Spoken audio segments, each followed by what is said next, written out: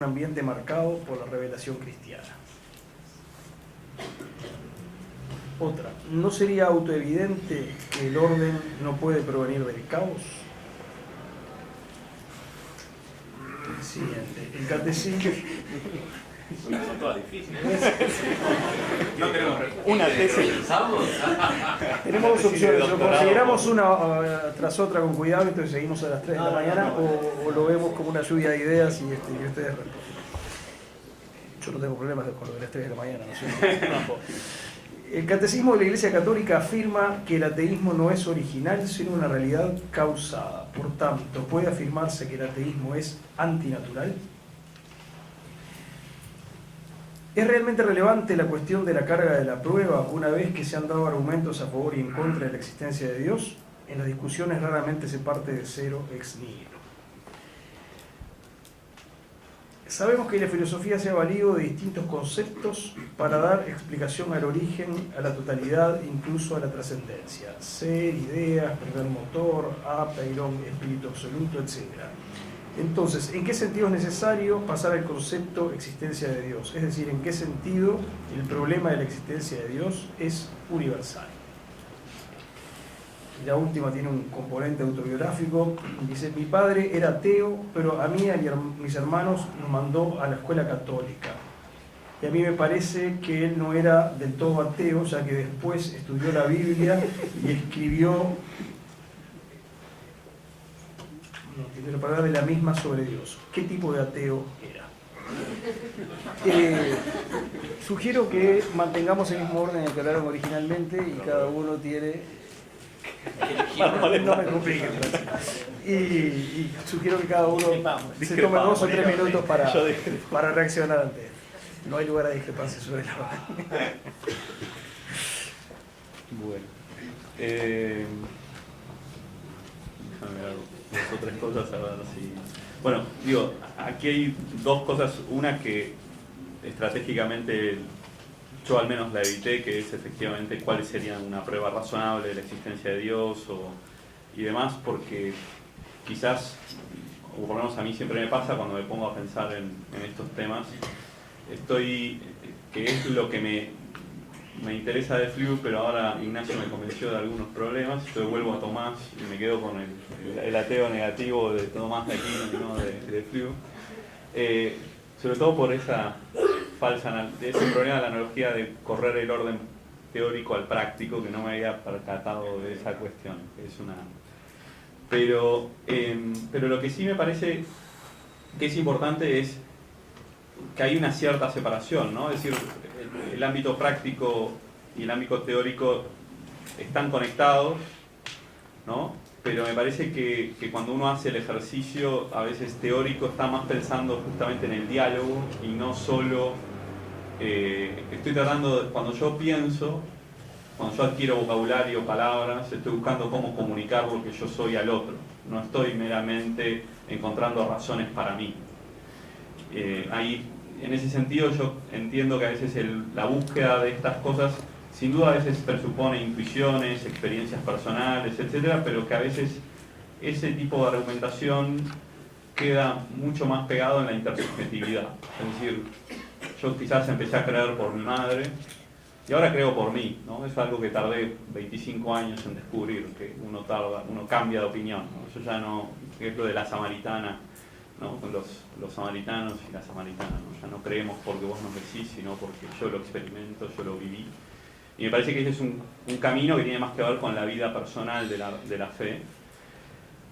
Pero el proceso más filosófico tiene más que ver con buscar una manera de hacerme explicar y tender justamente un puente con el otro, ¿no? Y en ese sentido me parece que a veces hay un exceso de racionalismo, porque uno se obsesiona en decir cómo es que el otro entiende y demás, y ahí es donde tiene que venir alguien y decir esto es demasiado frío, no convences a nadie. Pero nada, me parece que justamente hay cosas que tienen sus bemoles, pero lo que más me atraía de este tema es justamente tender esos puentes, ¿no? Entonces, eso era como para aclarar un poco que no se vean estos argumentos como excesivamente fríos, ¿no? Gracias. Ignacio, ¿sí? No, pues hablé mucho ya. Creo que ya. ¿Tiene algo para decir? No, sí, pero Se usan. es que en realidad más que por las preguntas, creo que no se entendió nada de lo que dije en los 7 minutos, o por lo menos ahora estoy repasando y quizás lo quiero decir de un modo más corto. Y tiene que ver con alguna de las cosas, sobre todo el ateísmo como base cultural, que era la segunda intervención, quizás un poco con la biográfica del padre ateo. O sea, lo que yo quiero decir es que decir que Dios no existe puede ser la base del ateo. Para establecer una discusión, si después te dice, porque vivimos durante 17 siglos en la ignorancia y el fanatismo, no se puede empezar una discusión. Necesitamos un nivel de cultivo, y ahí fue lo del 2 más 1, 3 o 17 más 18 igual a 35, para recién llegar a lo que puede ser una discusión entre ateos y creyentes con una cierta base sensata. Ese cultivo tiene una doble característica. Es de algún lado personal, tiene que ver con lectura, tiene que ver con formación, con educación, y del otro lado es público, es de qué cosas se conversan en el espacio público y de qué cosas se hace publicidad. Entonces lo que yo dije es, si llegáramos a eso, que tiene que ver un poco con lo que explicaba Pablo ahora de las creencias razonables o de esta cosa de la relación entre la teología y la racionalidad y la carga de la prueba, una vez que llegamos a ese nivel, y yo creo que estamos muy lejos de llegar recién a ese nivel por el cual el ateo y el creyente tienen una base de cultivo muy lejos fuera de los ambientes académicos, ¿no? Muy lejos en un sentido más, si se quiere, más político, cultural del asunto. Recién ahí cuando se llega a eso es que aparecen las narrativas, por eso quería venir ayer, lo de las narrativas de Dios. Y probablemente si llegamos a ese punto se expliquen algunas cosas de la intervención última de este padre ateo que hizo hijos católicos, y también de por qué el ateísmo sigue siendo una base cultural tan fuerte, que probablemente sea por una muy buena estrategia publicitaria del positivismo. Por eso lo dejo para la parrilla. Para la parrillada. Bueno, muchas gracias a todos. No puedo vencer la tentación de cerrar esto recordando un cuento de Chesterton, un católico convertido y muy tomista en su visión del mundo. Uno de los famosos cuentos del padre Brown habla de un criminal que actuaba disfrazado de cura con sotana, como era en la época. Y no importan los detalles, pero al final hay una situación en la que el padre Brown va caminando por un parque de Londres y encuentra en un banco sentado un cura de sotana y se sienta a conversar con él. Y como era previsible, al final el padre Brown lo desenmascara y le dice: usted no es un cura de verdad, usted es el criminal que yo he estado persiguiendo. Y entonces el falso cura reconoce el punto y dice: ¿cómo me descubrió? Y el padre Brown dice: porque en esta charla usted atacó a la razón, y eso es de muy mala teología. Bueno, les agradezco a todos este rato, les agradezco especialmente a los panelistas. Monseñor Sanguinetti va a dirigirnos la palabra, y recuerdo, por favor, que después nos espera el momento grato del coro contra canto.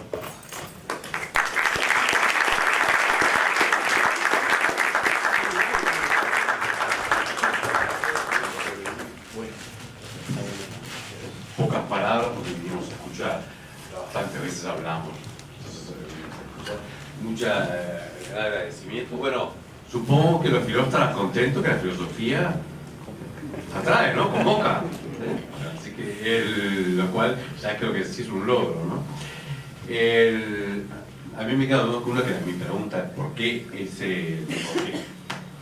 ese ateísmo casi postulatorio, así cultural, de publicidad, como decía Facundo, porque surge especialmente en el mundo marcado por la tradición católica, o sea, por la teología católica, por un determinado Dios, ¿no? Es un temor histórico, pero de todo modo, que de algún modo hay que enfrentar.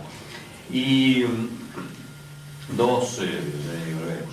el Papa Benedicto insistía mucho que, así de fundamento, que en lugar de partir como obvio, de cultural, et si Deus non daretur, como si no se diera Dios, se podría partir y habría que partir et si Deus daretur, o sea, como obvio, lo cual no quita prueba, ¿no? ni confrontación, pero no imponer como obvio, y bueno, y hay todo un tema cultural enorme. Y hago una anécdota, ustedes saben, porque he pasado, salí un poquito de la prensa porque visitaba de centro de enseñanza, este era uno privado, ¿no? Y entonces estaba hablando con la directora y le digo, tenían la clase de filosofía, los años últimos, y cómo planteaban el tema de Dios. Y entonces, si está el profesor de filosofía, soy bien el profesor de filosofía, y le digo, dígame, ¿usted cómo plantea el tema de Dios para estos muchachos? No, es que el tema de Dios no lo toco. Y entonces yo le digo, ¿usted cómo hace filosofía sin tocar el tema de Dios? Aunque sea para combatirlo, pero no, yo ni lo toco. Digo, para mostrar una gran incultura, pienso yo, ¿no? Porque, y una salida. Bueno, cierro nomás. Esto era para hacer un par de anécdotas. Mucha gratitud para todos los que trabajaron. Hoy, por supuesto, el trabajo que hay antes. Y creo que, bueno, que lo que queríamos que era eso, poner debate, poner foro, y la idea es, con estas medidas así medio de organización pequeña, poder repetir de distintas formas en los años. Así que muchas gracias para todos.